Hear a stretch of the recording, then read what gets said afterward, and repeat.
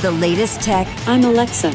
I can answer your questions. Interviews. There will be several dozen shows trickling in over the months. Accessibility. We're actually running a pilot scheme with the CNIB at the moment. This is Double Tap TV. Welcome to another edition of Double Tap TV. Thank you guys so much for being here. I am Mark Aflalo, soon to be joined by Stephen Scott. But before I do that, I want to remind you that our email address is feedback@ami.ca. Of course, we welcome any kind of comments, criticism, suggestions. Please email us, feedback@ami.ca. On Twitter, if you want to reach out, no problem. It is @DoubleTapCanada. And if you use the hashtag AskDoubleTap, it helps us narrow that down. Stephen Scott, so excited to be here. Another week on the summer. It's so fun to be doing work in the summer. Honestly, I feel so invigorated. It's not gray outside. I know that you guys get just a little bit less sun than us here in North America, but I mean, that is the life in Scotland, is it not? Yeah, exactly. If you love ice and you love snow and you love sunshine, rain and heavy winds, then you would love Scotland. And what I will say is, you will love the fact that in this country, and we say this a lot to people, if you don't like the weather, wait 5 minutes, because it will change. You know, it's not so dissimilar here, but obviously it depends on the season. You know, one of the fun things that we have the opportunity to do here on the show, other than, of course, interact with our audience, is we get hands-on with devices. And a couple shows ago, we were talking all about Braille displays, and I remember you telling me that there was one display called the Mantis that you didn't have the opportunity to demonstrate on the show because it had not yet arrived. However, thanks to editing and thanks to recording, that device is now in your hands, is it not? It certainly is. It's in my hands. This is the Mantis Q40 Braille display. It is from Humanware and it's been produced in association with the American Printing House for the Blind. I am very excited about this particular device, Mark. Now, I know you're sitting there thinking, it's just another Braille device, Stephen. What on earth are you getting excited about? I mean, Braille is kind of a new phenomenon to you, isn't it, Mark? I know it's not something you really know that much about. Well, it's a new phenomenon, but I actually look at that device and I say, okay, I'm seeing a keyboard, a standard QWERTY keyboard with a row of Braille display at the top. And I wonder, okay, how does this work? What's the goal? What's the purpose? Explain. Well, I've probably held it upside down, which probably wasn't helpful to you. Actually, the Braille display is at the bottom, and it's at the bottom of it, and you're absolutely right. It has the QWERTY keyboard as well. Let me talk you through this, and let me explain to you why it is such a valuable device, I think, and certainly something that a lot of blind people are going to be interested in. So we have the QWERTY keyboard, as you say, as opposed to the standard Braille keys, the Perkins-style Braille keys, the 6-dot Braille that you would expect on most of these Braille displays. That's often what you would get. And you would get those with two extra buttons as well, which give you the options for enter, which give you the option for deletion when you're entering and deleting text. And that's exactly how the Perkins-style key system works. However, with this, you get the QWERTY keyboard and the Braille display combined. Why does that matter? Well, ultimately, when you're using a Perkins-style Braille display and you're using a Windows computer, say, at the same time, what a lot of people will do is they will have their display, whether it be a Focus 40 in my case, I've got my Focus 40 Braille display, and I've got my QWERTY keyboard sitting above it. And what I'm doing is kind of jumping from my QWERTY keyboard back to my Braille display and then moving down to the actual Braille display itself. So bypassing those Braille keys and then jumping back up to my QWERTY and back down and back. And you're back and forward, and it's quite a lot of key travel, quite a lot of jumping around for your hands over the course of a day, and it can become quite irritating. What I've always wanted is just to be able to use my standard QWERTY keyboard and the Braille display on its own and not use the Braille keys. However, if you do love writing in Braille, you can still do that, because even with this device, what you use is the middle row, the middle key row, ASDF, JK, L, and colon, and you're able to use those keys as your Braille keys. So for example, you would use SDF and JKL as 1, 2, 3, 4, 5, 6 on your Braille keys as well. You can switch the modes to allow you to do that. So you've got lots and lots of options here. You can use it as a standard QWERTY or a Braille typewriter as well. Now this is a standalone unit as well as a Braille terminal that you can connect to your PC, you can connect it to your Mac, your iPhone, your iPad. Mark, you can even connect this to an Apple TV, an Android device. You can connect it to a whole wide range of different technologies. That's what's wonderful about it. And you can easy switch as well. You can connect up to 5 Bluetooth devices, and using the built-in memory and the built-in system, which is all controlled via various key commands, and all the display, of course, coming up here on the 40-cell Braille display, you're able to very easily switch between those devices. So perhaps you might be wanting to work on your PC for a while, send that important email, but then you get a text on your iPhone. You can easily switch over and then start typing on the iPhone as well.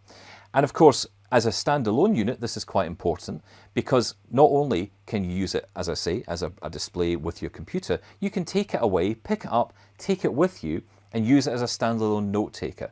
It will also give you other interesting features like, for example, the date and time. You can get calendar information, calculator as well built into this. And I know what you're thinking, Mark. It's a bit basic, isn't it? Having a calculator and date and time. Is that it, really? But the reality is that kind of information, that kind of access is really important. And bear in mind who this is aimed at. This is aimed at the education market. So it's aimed for kids in school who are blind, who want access to probably a lot of these tools, who can't use a standard calculator, who may not want to use a talking calculator. Because if you're in an education environment, well, you don't want everybody else getting the answers ahead of, if you're ahead of the game. And indeed, you don't want to, give away that information. No use in exams either, if you think about it.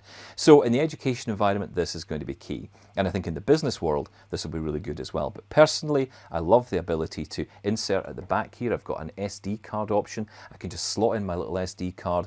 That could contain all my Braille books, and I can take it off with me on holiday and just take this little light unit. I mean, light-ish. I mean, it's not I'd say it's the weight of a fairly decent paperback.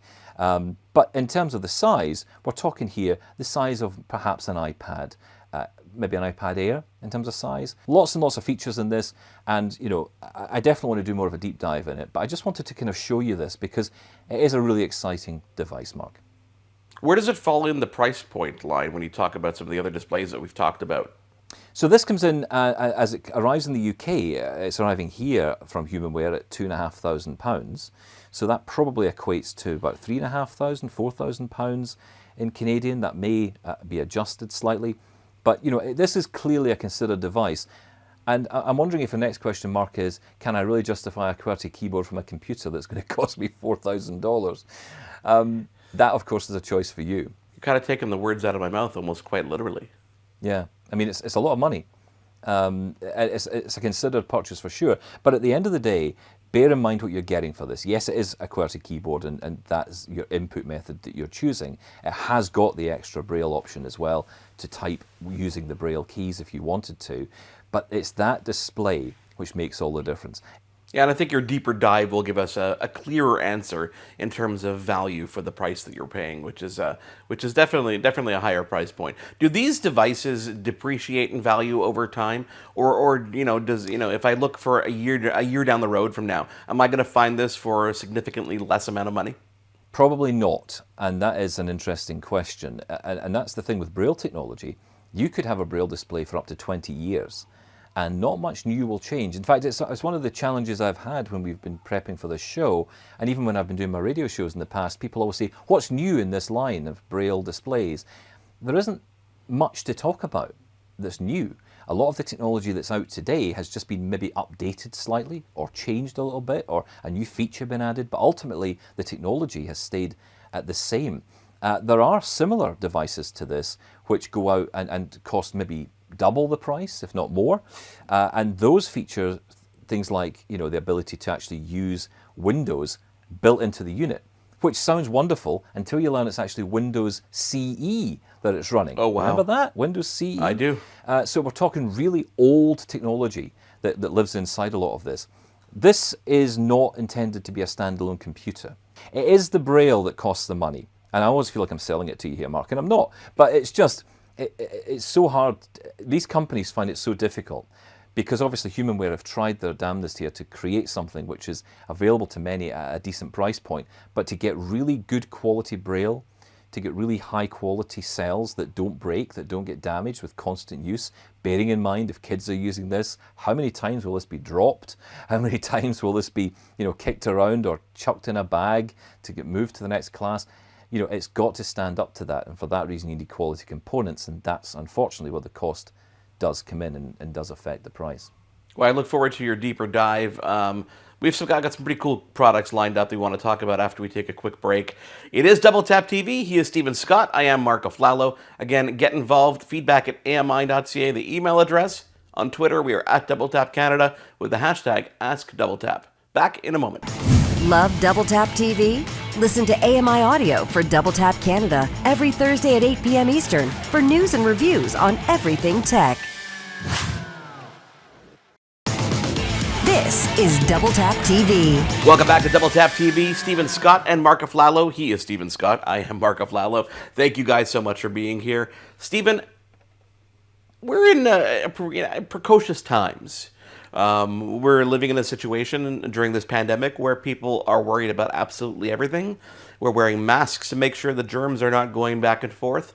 One of the things that was talked about a lot when the pandemic first hit was sanitizing our electronic devices, using UV rays to put our phone in a device and actually sanitize it. I reached out to a bunch of different doctors and I said, hey, does this actually kill the coronavirus? Does it kill other germs and particles? And the resounding answer was actually yes.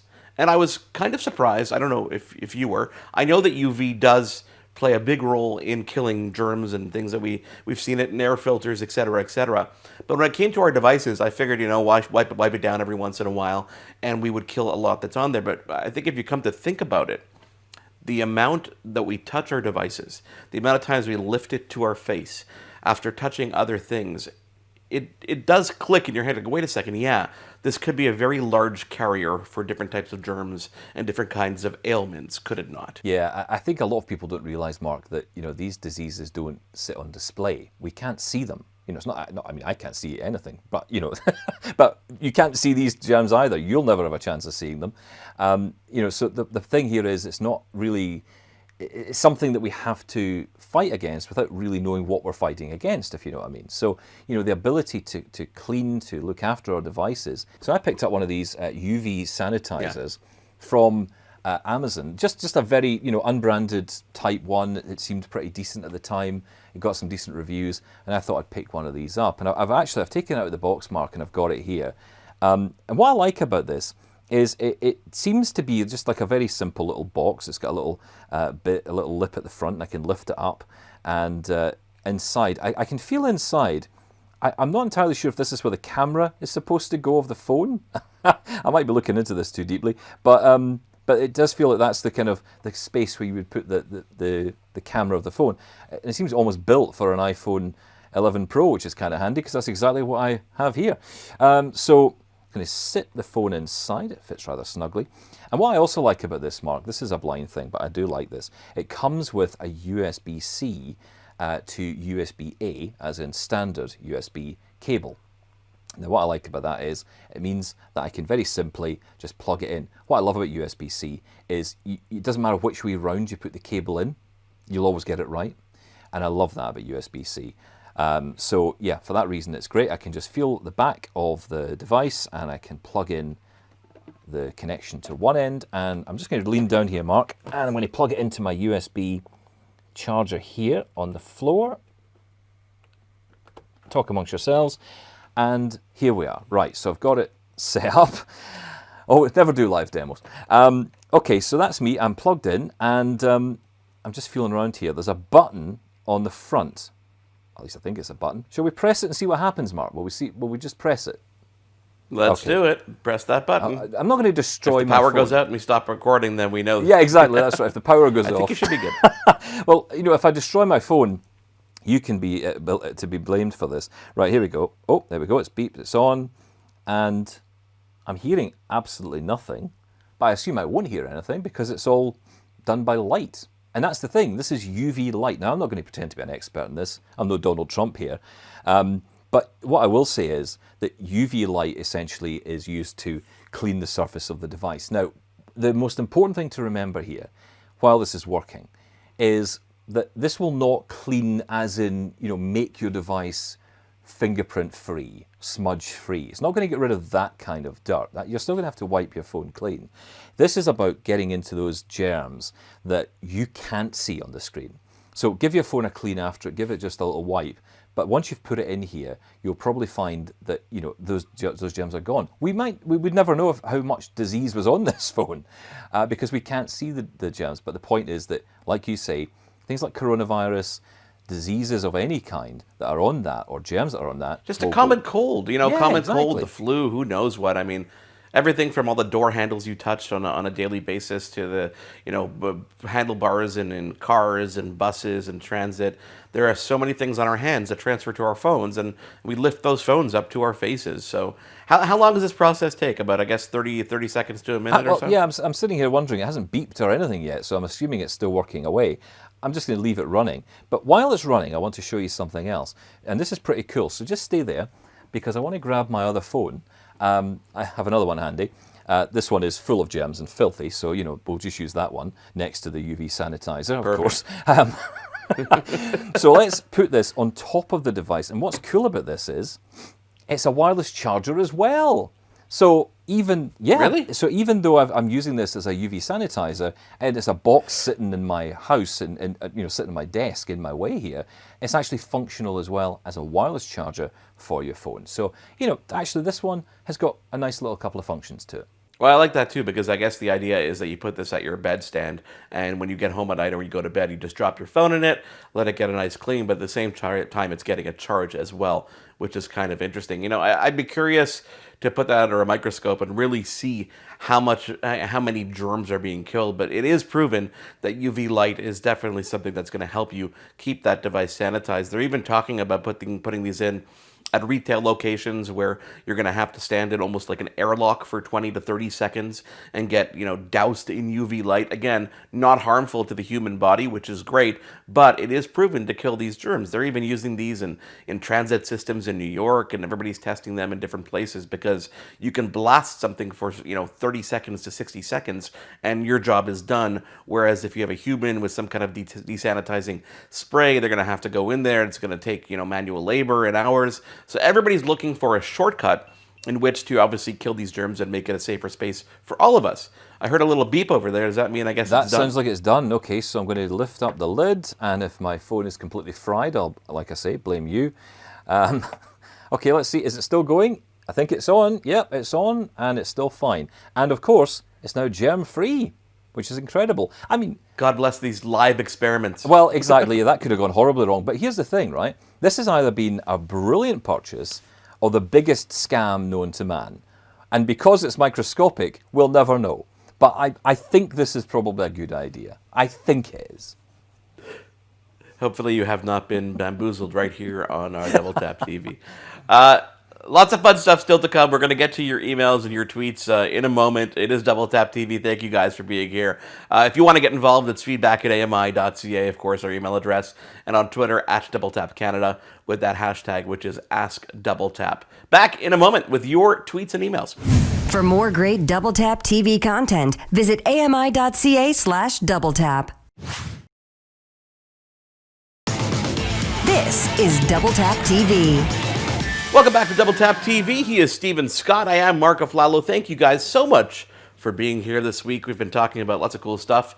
That new Braille display, the Mantis, of course, Stephen's going to dive deeper into that so we can give you some more details, figure out if it's a good bang for your buck down the road. And of course, that UV sanitizer, I really hope that there's not some manufacturer laughing at us right now going, oh, we got them really good. We just had put a light in there and made them think that we cleaned that device. But I mean, we'll have to get some medical professionals in here. Can you imagine? Can you just imagine that? We got a tweet here from Paula in Mississauga who asks us the question, flashing back to another episode where we talked about, obviously, your Roomba, the iRobot Roomba, the vacuum cleaner. She asks, Stephen, how long does it last on one charge? Can it cover the entire main floor in one pass? Good question. Yeah, it's a good question. So the whole purpose here of this is it actually heads out on a 45-minute cycle. So it goes around your house, or at least it goes out for 45 minutes at a time. So the idea is if your house is so large, in your case, Mark, obviously, your house is so big. My palatial estate. Palatial, exactly. So in your case, it would head out and it would say, oh, too much to do. But it knows where it's left off. So it goes back to its base station, charges up. It takes about maybe 20 to 25 minutes to charge, and then it heads back out again. and does another 45 minutes. So it can run out of power on the move, but that depends, I guess, on the age of the battery. The one I've got is brand new, so I'm expecting it to be able to handle that 45-minute cycle at a time. So that's essentially how it works, but it does map its surroundings, so it gets to know where it's left off, what it's done already, and then continue the job.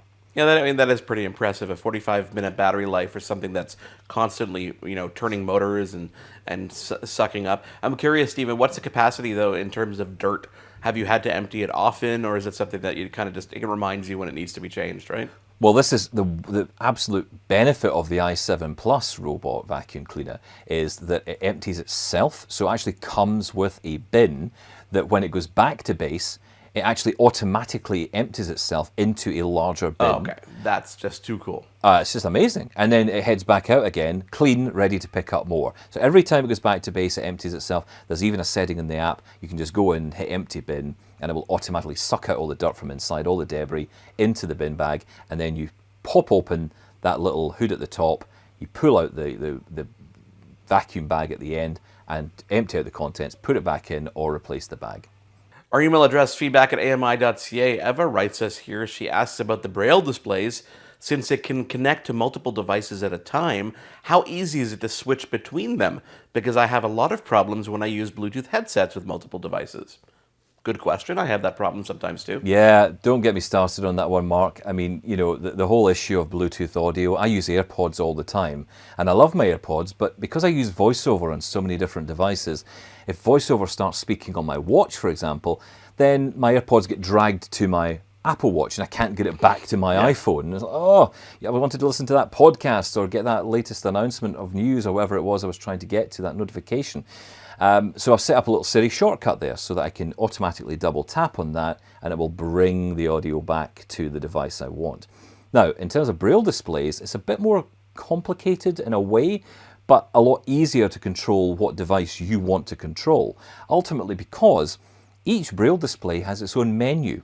So you actually go into the menu on the display itself, not via a computer or via a phone. You go into that Braille display menu and you can choose the Bluetooth device from the list within. So you would actually have your list, especially on the Mantis Q40 I've been showing you, and on the other Braille displays as well. You go into that setup, into that menu, into settings, into Bluetooth, and you're able to find all of the devices that are actually listed there that you've connected to. Choose the one you want, Brilliant. Hit enter, and you're on.